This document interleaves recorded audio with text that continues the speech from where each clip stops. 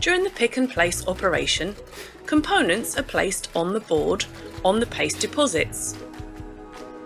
A reliable electrical and physical connection is then made during the reflow soldering process. The solder paste melts during this process and cools down again to create a good solder joint. We use URSA hot flow ovens. These are long convection ovens with many heating zones that together create a soldering cycle. Each heating zone of the oven has a regulated temperature set by the reflow soldering profile for the assembly process. Multiple segments help to get an optimized heat transfer and minimum temperature differences between different points on the PCBA. The reflow profile is influenced by the number of layers in the PCB, the copper distribution on the board, and the number and size of components. Reflow profiles usually have 4 stages: preheat, thermal soak, reflow, and cooling.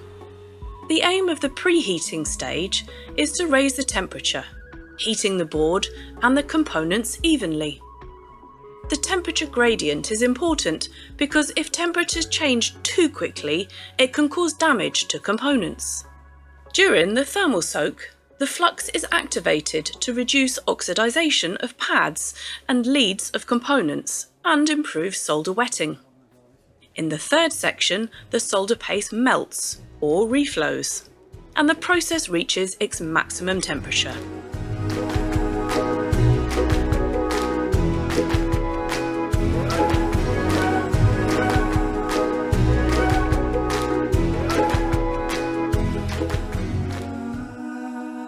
The component that has the lowest maximum temperature allowance will define the maximum allowable temperature.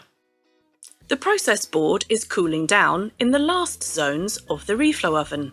The solder alloy solidifies to make the solder joints. If the reflow profiles, or if the process is not well optimized, this can lead to poor or non-wetting of the solder joints, damaged components, or cold soldering. After soldering, the boards are inspected in detail.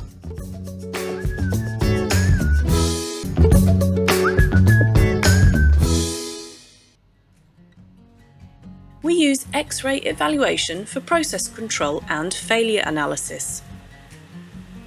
The equipment we use is a Nikon XT V160 with an open tube microfocus X-ray source. X-ray evaluation is a non-destructive method to visualize parts and solder joints that are typically hidden from view. The system provides a real-time live 2D image and has the possibility to construct 3D images as well. The whole process is controlled by an internal software.